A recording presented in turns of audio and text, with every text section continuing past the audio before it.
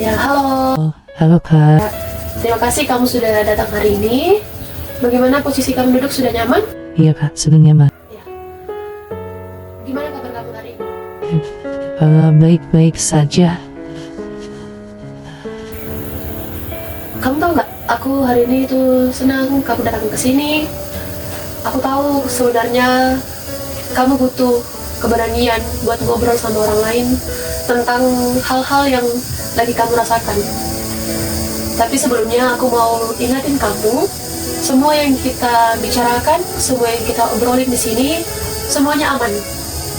Dan tentunya rahasia antara aku dan kamu. Ini ruang yang aman buat kamu, jadi kamu tidak perlu takut untuk membicarakan apa yang kamu rasakan di sini. Baik Kak. Ya, sebelum kita mulai sesi konseling pada hari ini, boleh nggak kalau kita berdoa sebentar? Boleh Kak. Ya, supaya Tuhan juga hadir di tengah percakapan kita hari ini. Mari kita berdoa. Saya akan pimpin doa ini. Tuhan Yesus, terima kasih untuk kesempatan yang Engkau berikan pada hari ini. Kami percaya bahwa Engkau hadir di sini. Ya Tuhan, tolong pimpin percakapan, pembicaraan yang akan kami lakukan pada saat ini. Berikan kami hikmat dan kedamaian. Dan kami berdoa dalam nama Tuhan Yesus yang adalah Tuhan dan Juru Selamat kami yang hidup. Amin. Jadi hari ini apa yang ingin kamu ceritakan?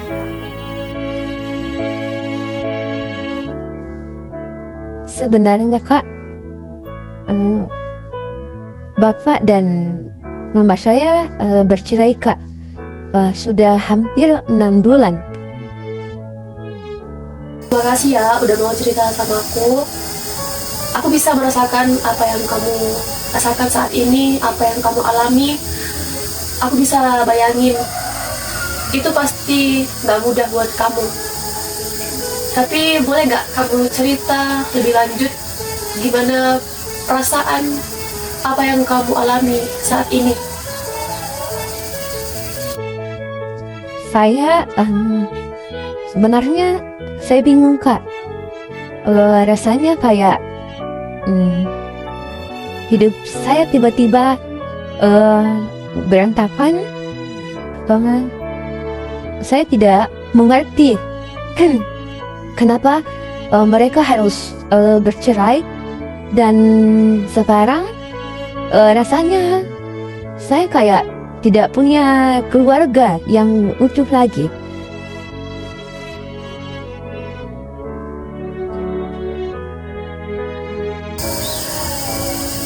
Kamu merasa kehilangan ya?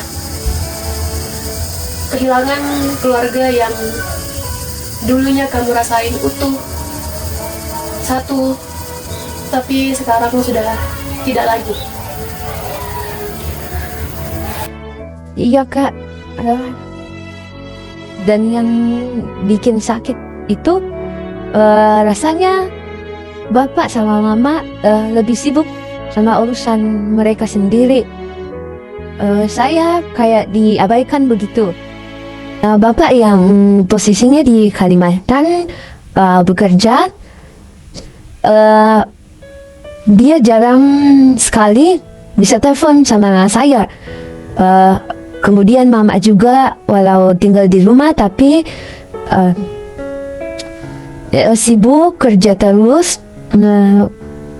Kayaknya dia menghindar. Dia menghindari perasaan yang dia alami dengan mencari kesibukan. Jadi saya merasa sangat kesepian. Apalagi di tempat kuliah ini saya merantau tanpa mereka. Jadi kamu merasa kurang perhatian dari kedua orang tua kamu ya? Dan itu buat kamu merasa sangat kesepian. Dan tentunya inilah yang buat perasaan kamu menjadi berat saat ini. Eh, kadang kadang saya mereka marah sama orang tua saya. Eh, kenapa mereka tidak bisa bertahan saja? Kenapa saya yang harus merasakan hal seperti ini? Tapi di sisi lain, saya juga merasa bersalah kalau marah sama mereka.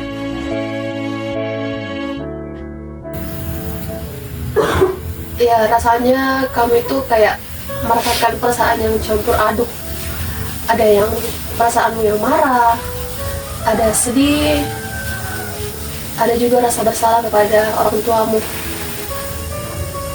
Tapi yang perlu kamu tahu, semua perasaan itu wajar, sangat wajar kamu alami.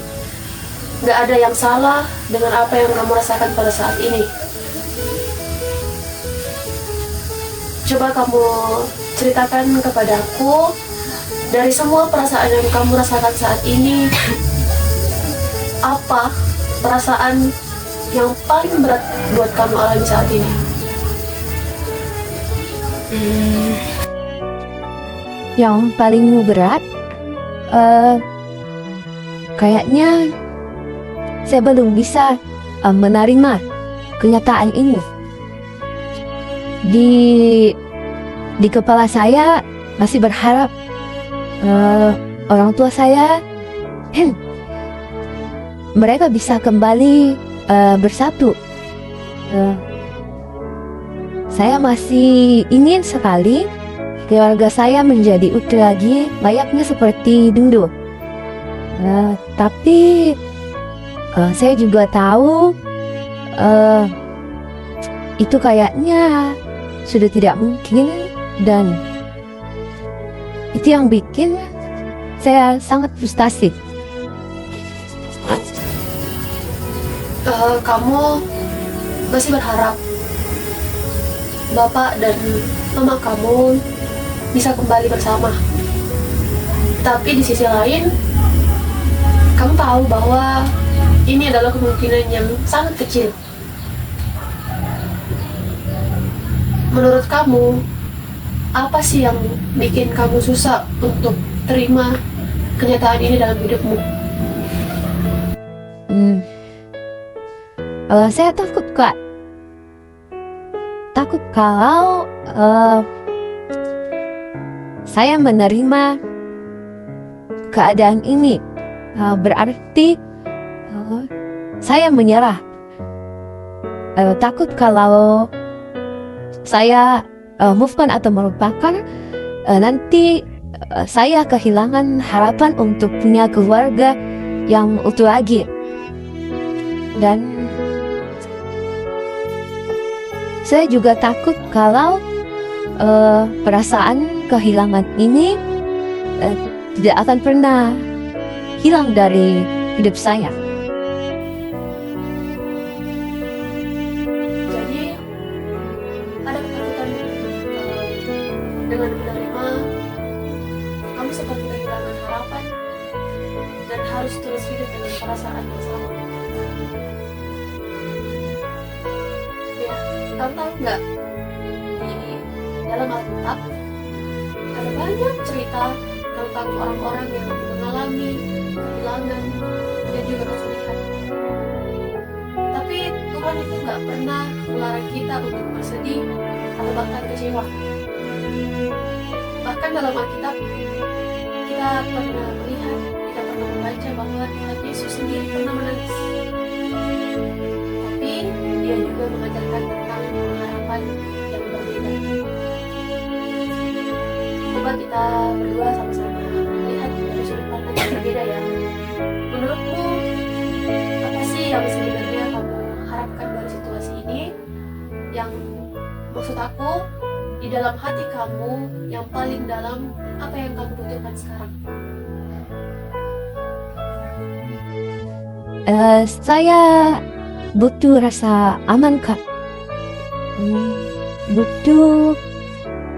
merasakan kasih sayang, butuh tahu kalau saya ini, walaupun orang tua saya sudah bercerai, saya tidak sendiri.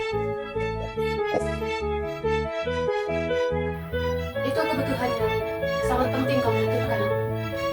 Dan sekarang coba kamu pikirkan, apakah kebutuhan itu hanya bisa terpenuhi kalau bapak dan mama kamu balikan, atau mungkin ada cara lain untuk kamu bisa ngerasain rasa aman ataupun rasa tadi yang kamu bilang, rasa ingin disayangi.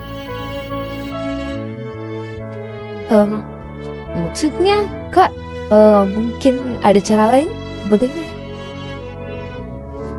Aku gak bilang kamu harus lupa atau pura-pura semuanya tidak terjadi apa-apa, pura-pura kalau kamu terlihat baik-baik saja. Tapi aku maunya kamu bisa menemukan sendiri, mungkin ada sumber kasih sayang dan sebuah rasa aman dari yang lain. Contohnya dari orang-orang di sekitar kamu, dari teman-teman kampus, atau teman-teman kamu di kos, atau bahkan hubungan kamu sama Tuhan. Menurutmu gimana?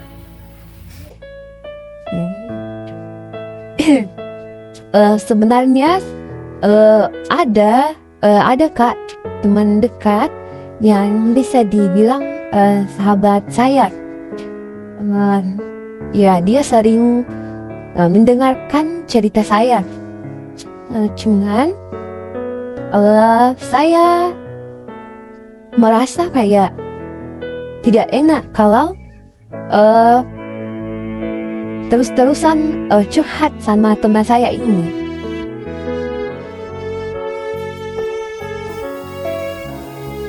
Kenapa kamu merasa gak enak? Saya takut jadi beban Kak.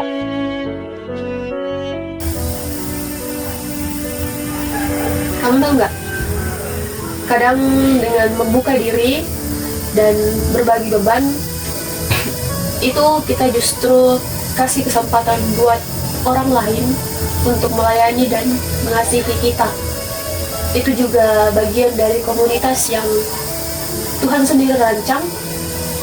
Kita itu tidak diciptakan untuk hidup sendiri, untuk sendirian.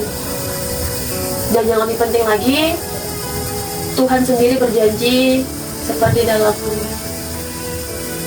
Alkitab dikatakan bahwa Dia adalah Bapa bagi anak yang tidak memiliki orang tua dalam hal apapun, entah itu bercerai ataupun meninggal. Yang maksudnya adalah bagi mereka yang merasa kehilangan sosok orang tua, Tuhan sendirilah yang mau jadi Bapa yang sempurna dan kita. Sekarang setelah kita berbicara tadi, setelah ngobrol-ngobrol, aku pengen tahu dari kamu kira-kira apa yang bisa kamu lakukan untuk mulai merawat diri kamu sendiri, atau langkah kecil apa yang mungkin bisa kamu coba.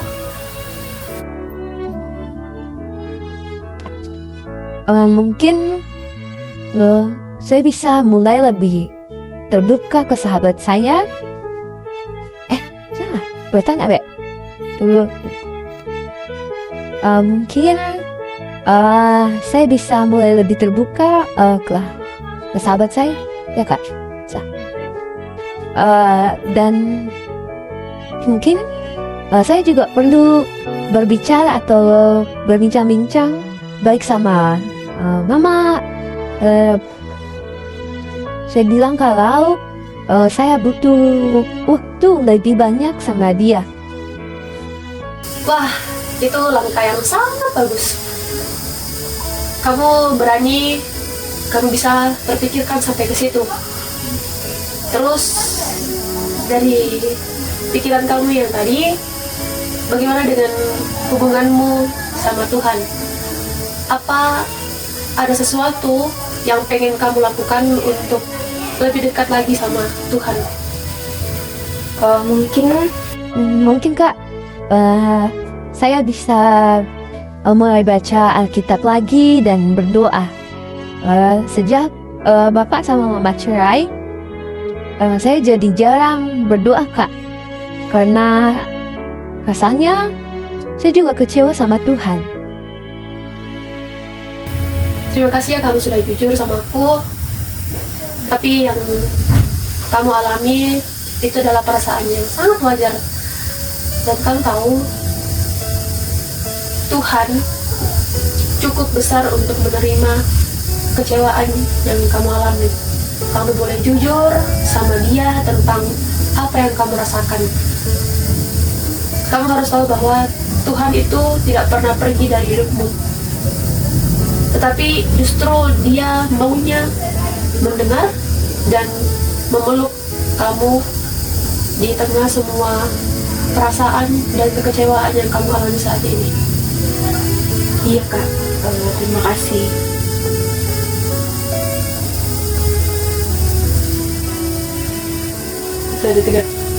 Jadi dari percakapan kita hari ini, kamu mau lagi tiga.